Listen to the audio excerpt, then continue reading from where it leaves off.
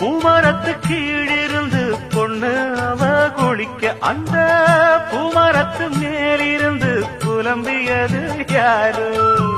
கன்னி மனசு ஒன்ன நினைக்கும், தன்னந்தனியே எண்ணி தவிக்கும், பொன்னை எடுத்து அள்ளி கொடுக்கும், வண்ணக்கனவு அள்ளி தெளிக்கும். கூறப்பட்டு சேல அம்மா கூட ஒரு மாலை வாங்கி வரும் வேளை பொண்ணு வாசமுள்ள சோல.